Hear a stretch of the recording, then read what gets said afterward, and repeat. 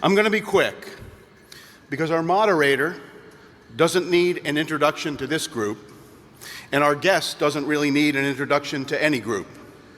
At CATO, we advocate for individual liberty, limited government, free markets, and peace. As part of this, we champion free enterprise, markets, innovation and creativity, human accomplishment, progress, voluntary exchange for mutual benefit, job and wealth creation, and economic dynamism and vitality. In his role as senior fellow at CATO, there are few, if any, better communicators of these ideas and values than Johan Norberg, as his most recent book, The Capitalist Manifesto, aptly demonstrates. And as one of the most consequential entrepreneurs of our lifetimes, there are few, if any, better exemplars of these things than Elon Musk. I'm not going to sit here and recite the list of enterprises Elon has founded and built. Most of you know about these. Rather, let's think about the future. I'm looking forward with great anticipation to see the things Elon creates and builds in the decades ahead. I'm excited for this conversation, where I think we'll hear what Elon thinks about numerous topics, and perhaps we'll identify some areas of both agreement and perhaps disagreement. I thank both Johan and Elon for taking the time to be with us, and I gladly yield the floor to my colleague, Johan Norberg.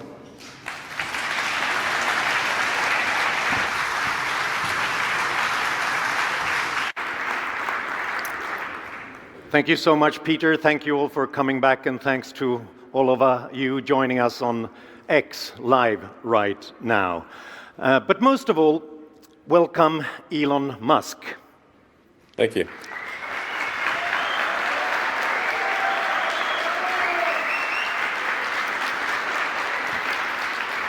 Thank you so much for taking the time to speak to us today. I know you've got many things on your plate. And speaking of that, congratulations on the Starship rocket last week and the first soft landing in the ocean for the world's most powerful rocket vehicle. It's a remarkable achievement. You are taking the fiction out of science fiction. Can you share with us what thoughts were running through your head when you saw that happening, and what's next? Well, I would say I was incredibly excited that we achieved those milestones. I thought perhaps we had maybe a 20 or 25% chance of achieving both milestones, where the booster and the ship both did a soft propulsive landing in the ocean.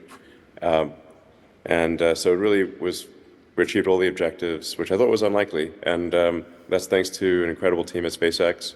I think we've got the most talented team of rocket engineers that has ever been assembled. And that's how we're able to accomplish these things. So it's always an honor to work with great people to accomplish great things. So what's next in the final frontier? What do you see ahead for space? Well, the founding purpose of SpaceX is to develop the technologies necessary to extend consciousness beyond Earth. And this is sort of a little cerebral, but perhaps appropriate for a CATO event. They're quite cerebral. But if you think about the sort of Fermi filters of, Enrico Fermi was always wondered, where are the aliens? Why do we not see signs of them? And I frequently get asked, are there aliens on Earth? And I haven't seen any signs of aliens. And I promise you, the minute I see any evidence of aliens, I'll immediately post it on the X platform. Most popular post of all time. But that we haven't actually seen any evidence, or I'm not aware of any, suggests that consciousness is extremely rare. If we believe the archaeological record and the standard model of physics, Earth is about 4.5 billion years old. Civilization, as measured by the first writing, is only about 5,000 years old. So archaic pre-cuneiform in roughly 5,500 years ago was the first writing. I think that's a good date for the start of civilization, which means that civilization has only been around for 1/1,000,000th of Earth's existence. Almost nothing. I think this potentially argues for civilization being fleeting and fragile. And so the thing that we can do to increase the probable lifespan of civilization is to be a multi-planet species, to extend consciousness to other planets, ultimately to other star systems. And this would massively improve the probable lifespan of humanity and consciousness as we know it. So it's really trying to get past the single planet Fermi filter. That's the goal of SpaceX. That's why we're building such a big rocket. It's far in excess of anything that's needed to put satellites into Earth orbit. It's a planet colonizer. It's intended to build as quickly as possible a self-sustaining city on Mars. And I think it's somewhat of a race between making a self-sustaining city on Mars and global thermonuclear war, or some calamity. If we have some civilization ending calamity before that happens, then that's all they wrote. That's perhaps some future aliens will discover our civilization and say, well, they almost got there. So that's the goal. I think that's kind of an important thing to convey to people in the audience who think about the future and care about the not just the preservation but the extension of civilization, the growth of the scope and scale of consciousness. So that's the goal.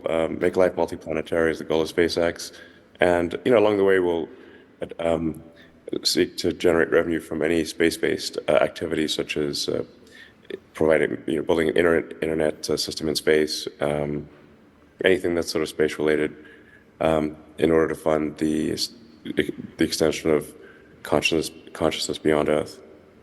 That makes a lot of sense to me. We shouldn't keep all our eggs in one basket. We should try to diversify risk. So thank you for doing mankind's work. But that's not the only thing you're doing. If anyone has missed it, you're also revolutionizing electric cars, and it's Neuralink, it's AI, the Boring Company. And if you missed that, he recently bought Twitter and renamed it X as well, where we're live streaming right now. Yeah. See, that's popular with the audience.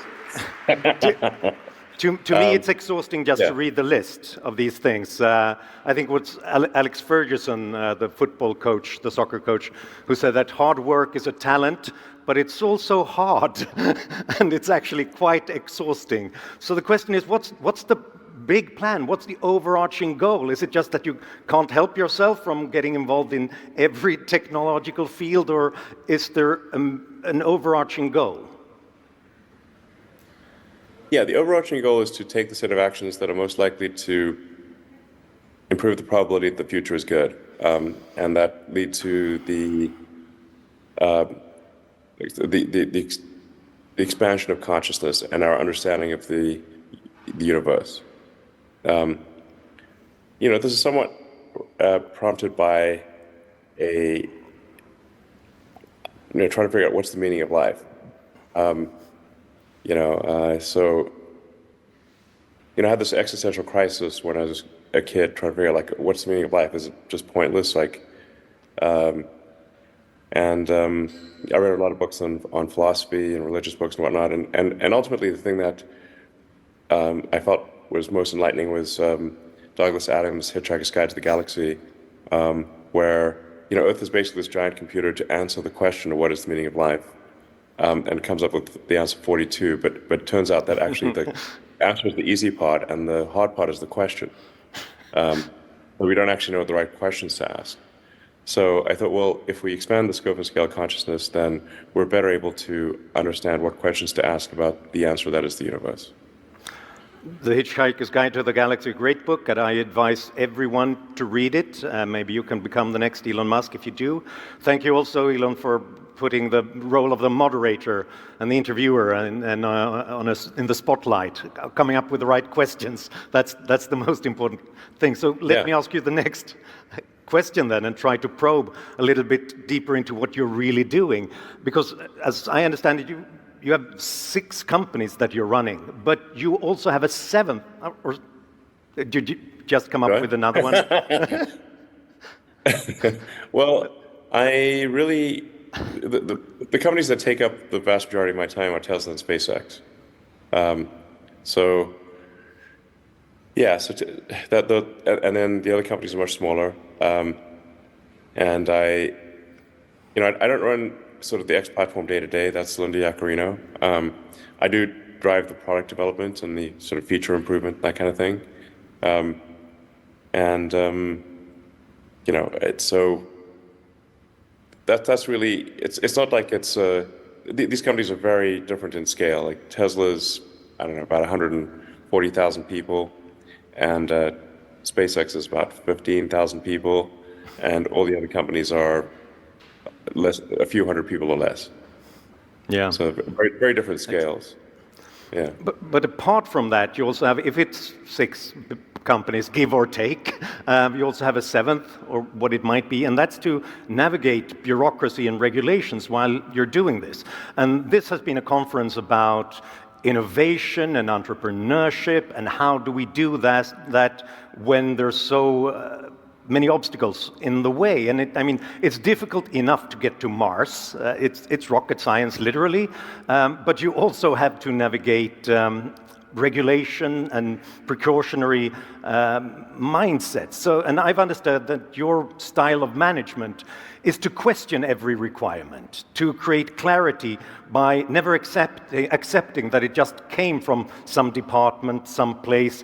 Every requirement should come with the name of the person who made it, because this makes it possible to question whether it makes sense.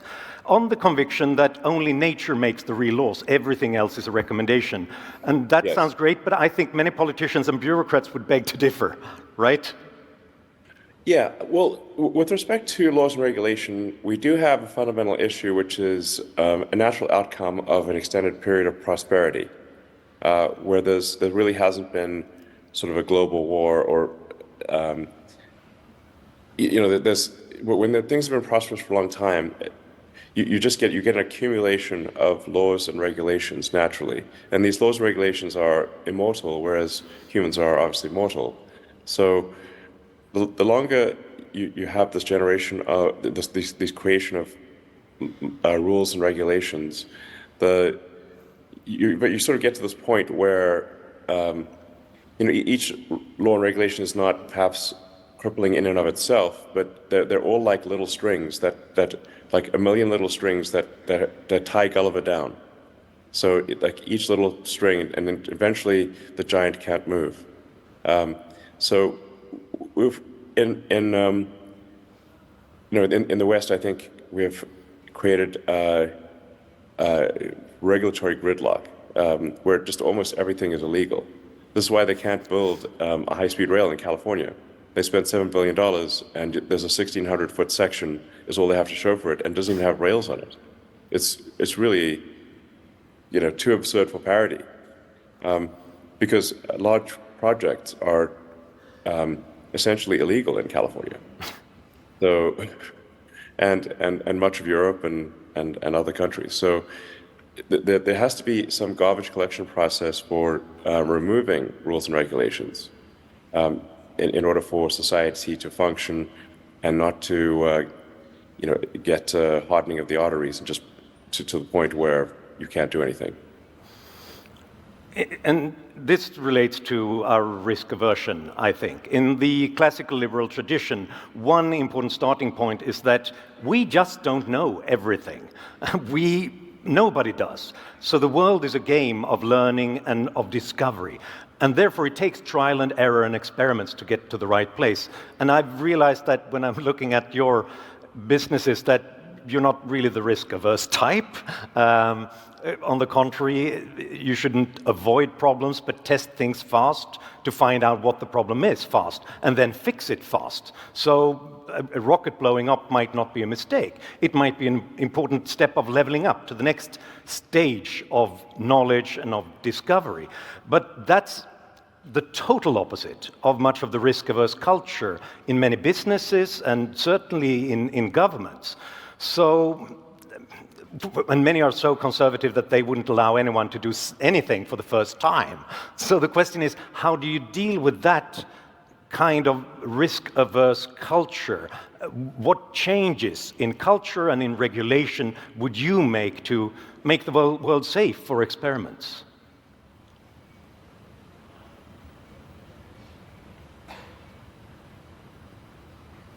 Well, like I said, at a government level, I think that there should be a regulation removal department, and probably some. When we pass new laws, they should have some kind of sunset, perhaps, that they need to be reaffirmed before they are, or they expire. Now, the thing that tends to happen is that once regulations are passed, that an ecosystem of consultants forms around those regulations that wants to keep them going. Environmental regulations are particularly bad in this regard.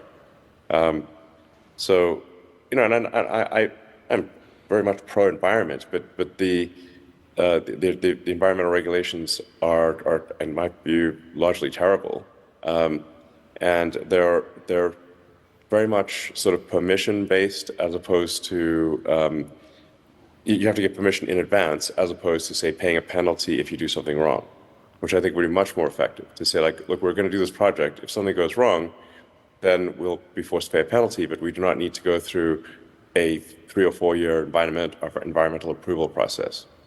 So just changing things from, you know, you have to get a permission in advance to you have to pay a penalty if you do something bad, I think would be profoundly effective for the advancement of large projects.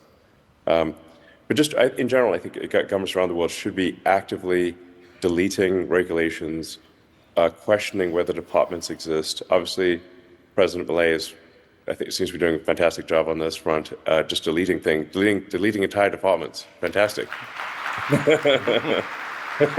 Yes. You know, here's the thing about, like, if you delete departments and regulations, you can always put them back. If it turns out that those were very important, you can always put them back. And really, this is like taking the brakes off of an economy and of a civilization. We need to snap those strings that are holding Gulliver down and preventing us from making progress as a civilization. Yeah, we've been discussing Argentina here over the past few days and the new classical liberal reform agenda, and the next speaker here on stage is President Milei. And of course, he's up against decades of not just obstacles in general, but stagnation. But he's coming there with his chainsaw. It was a very famous clip of him on social media was when he's looking at bureaucracy and spending in government departments and just removing them one by one, afuera, afuera, which I guess means sort of just get rid of it. Sure. Doesn't that remind you of something, your own idea about the value of subtraction when it comes to innovation and business? Delete any part of the process you can, and apparently if you don't end up putting 10% back in, you did not delete enough. Sorry. Yeah, I like to use sort of the tools of physics, like a first principles approach to things, so the sort of a simple algorithm that I developed after making the same mistake over and over again was, and I need to repeat it to myself, so I hopefully make these mistakes less often, is that you start off first by making the requirements less dumb. So you delete the requirements delete and simplify the requirements, because if you don't delete and simplify the requirements, you are simply going to get the best case outcome is the right answer to the wrong question. And then you also a lot of this involves like sort of technology companies. but you want to delete it first, then once you've addressed the requirements, attempt to delete the part or process step. And if you haven't deleted, if you're not forced to put back in at least 10% of what you delete, you're obviously being far too conservative in your deletion. But people are often afraid to delete things, and I'm like, well, let's just go ahead and do it. And if you're not putting a little bit back in, you're just not deleting enough, obviously. So I think this is a very big deal. If is over deletion of rules and regulations, and you'll end up putting a few back, and that's fine. Yeah, I told you he's not risk averse, right? You I followed. think that's pretty sensible. It's just sensible, really. Yeah. I think it stands the test of logical examination. And to me, that seems to be what President Milei is trying to do in Argentina as well, to delete what's not absolutely essential, to leave space for creativity and entrepreneurship. You've met him repeatedly, you've seen what's going on in Argentina. Do you have any thoughts about that, his ambitions, how important it is for Argentina and possibly for the rest of the world with the case right here, right now? Well, I think it is very important that Argentina succeed and that we give President Milei our full support. And I think this...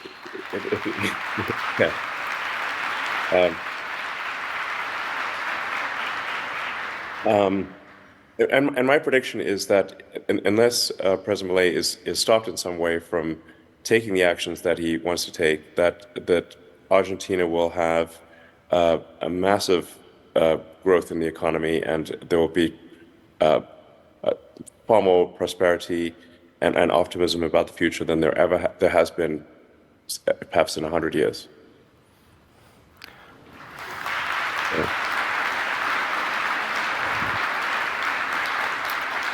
And in just 10 minutes, Milei will talk about those things from this stage.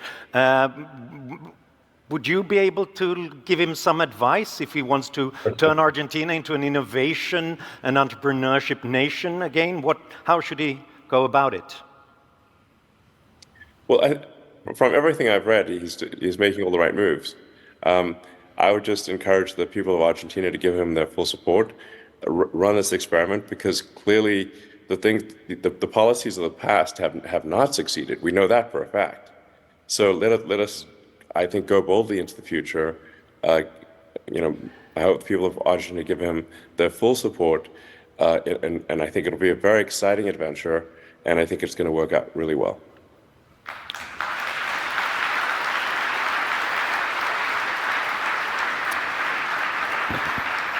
Could I just then broaden that question about innovation and the future of economies? Because right now it seems like active industrial policy is all the rage, not just in the old left, but sometimes in the populist right as well. The idea that governments should get heavily involved and pick certain winners in business and in technology. They often talk about trying to come up with government moonshots to create the future, which I find a little bit ironic, because the landing a man on the moon was great, but it didn't give us any kind of industry. We didn't see internet from the space, no moon base, no asteroid mining, no solar power in space, because it was political and not commercial. So, and because it was political, it was okay to spend tons of money, but it also made it unsustainable in the future. It only became a commercially viable final frontier when SpaceX got into the race. So could you tell us about how you see government's role in innovation generally? I mean, you were the guy who had to sue NASA to get them to open up space to private providers as well. What is the government's role in building the future of technology? I think that the government's role is really it's to ensure that the playing field is a good playing field, that the rules, that there are good rules. The government is essentially the the football league, like the referee, making sure that there's fair play, that like I said, that the rules are sensible, and allowing the players on the field to play the game. And what happens over time, though, is government keeps growing, and at a certain point you have more referees than players on the field. And then the game is not good. Yeah. You do need referees. I'm not saying you don't need referees, but you don't want the referees to outnumber the players. That would be silly, but that's often what happens. So it's just make sure that fair games are being played, that there are sensible rules, and I think and don't get in the way of the players, and the results will be excellent. When we met in Austin recently, you talked about socialism as a concept and the problem that when the government gets too heavily involved, you lose the feedback mechanisms that really force them to continue to learn, improve, and do things better all over again. Would you be willing to share those thoughts with the audience? Yeah. Like another way to think of the government is like a corporation in the limit. It is the biggest corporation, and it is a monopoly, and one that can only go bankrupt if the country goes bankrupt. So it doesn't have the sort of commercial corporations. If they make bad products, fail to compete, then they will go bankrupt, and they should if they make bad products. Government is essentially a corporation in the limit. And since it is monopoly and there's just you can think of like I think one way to think of economy is just in terms of feedback loops, and the feedback loop for government provided services to be excellent is weak, because if you have a government monopoly for anything, you as a consumer have no alternatives. You have no means of I would sort of say. Like you said, think of the Department of Motor Vehicles, like the DMV, and it's very inefficient. You wouldn't want the DMV to make cars, Yeah. And if you don't get good service from the government, what do you do? Who do you complain to? Competition breeds excellence, because two organizations or more organizations are fighting to make the end consumer happy, and one will gain market share if they do a better job than the other. So that's why we really want government to do the least, because it's just got the broken feedback loop for improvement. Right, afuera. So we only have 4 minutes left, but I'd like to pick your brains on a couple of topics. One of them being free speech. You bought Twitter partly to, as you've said, described it, to save an open platform, to save free speech. And that's very laudable, but of course there are also trade-offs. The old saying goes, if you keep your mind sufficiently open, people will throw a lot of rubbish into it. So obviously when we have free speech, we'll get some ugly stuff as well, even toxic. Can you talk about why to you it's so important to save freedom of speech to you and for society and the progress of society? Yeah, well, for a platform like the X platform, formerly known as Twitter, there will be things that are said that are incorrect, but it provides an immediate feedback loop for correcting things that are wrong. So somebody says something, well then another person can reply and rebut what that person's saying, and there can be just an ongoing sort of dialogue or argument and someone can read the whole thread and see, okay, this person said something, but somebody counteracted that. There was further rebuttals. There was more context added, and that will give them the best understanding of the situation, as compared to, say, a legacy news media article where you just have the opinion of the reporter, no rebuttal, no comments, no counterargument, and very often what's printed in the press is completely false, and people don't know. But on a real-time interactive platform like X, they can see not just what somebody said, but what are the rebuttals, what are the counterarguments, and we've got things like community notes, which I think is very helpful, where if somebody says something false or sort of inaccurate or misleading, then the sort of the core secret to community notes is that for a note to be attached to a post, people who normally disagree about a subject must agree on that community note for it to be shown. So the probability of it being accurate is very high, because people who historically disagree are only going to agree on something that is quite accurate. So it's all down to feedback loops, basically. I think so, yes. You've been remarkably generous with your time, so I'll just give you a last question, possibility for some last thoughts. It seems to me that your take on the world is that progress doesn't happen by itself. It's not automatic. After the moon landing, we went back from the final frontier for half a century, and Argentina has been stagnating for almost a century by now. It takes human agency. Someone's got to do it. And in the light of that, are you optimistic about human progress? And if so, what are you optimistic about? And what do you think that people who are listening today and think tanks like the CATO Institute can do to speed progress up?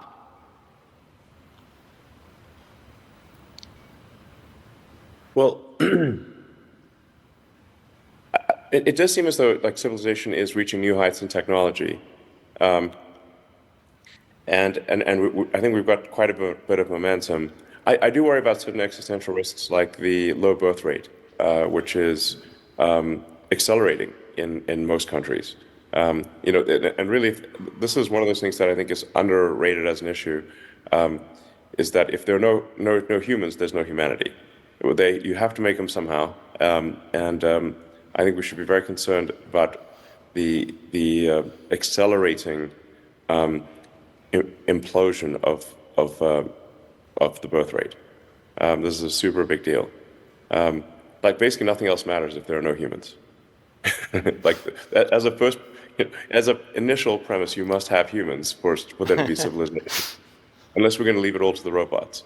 So. This, I think, is massively underweighted, and I don't have a great solution to it, but it must be solved somehow, or humanity will dwindle to nothing. Perhaps if we give people hope and a belief in the future and that it'll get better, that they want more people to see it. Yeah, I agree. I think we should have an optimistic view of the future, but I do think that one sort of bad thing about the environmentalist movement is that in the sort of extreme form of the environmentalist movement, people start to view humans as a plague on the surface of the earth, as a fundamentally bad thing, and with the implication that if all humans disappeared, somehow Earth would be better off. This is the extinctionist movement, and I think you can really, at a fundamental level, you can think of things as a fight between expansionist and extinctionist philosophies, and that's what really matters. Everything else is if humans go extinct or civilization collapses, whatever policies we may have are irrelevant. So first and foremost, we must have an expansionist philosophy for civilization and for consciousness. We must seek to go beyond what we've done in the past to increase the number of humans, and this is incredibly fundamental. So one way or another, this must happen. Yeah. So the final message is: go forth and procreate.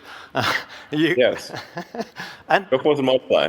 In a free civilization, yeah. Yes. Well, time flies, and opportunity cost is a concept that's very viable when you're talking to Elon Musk. So thank you so much for your time here today. And I'm sure you've got other important things to attend to now. Good luck. All right. Thanks for having me.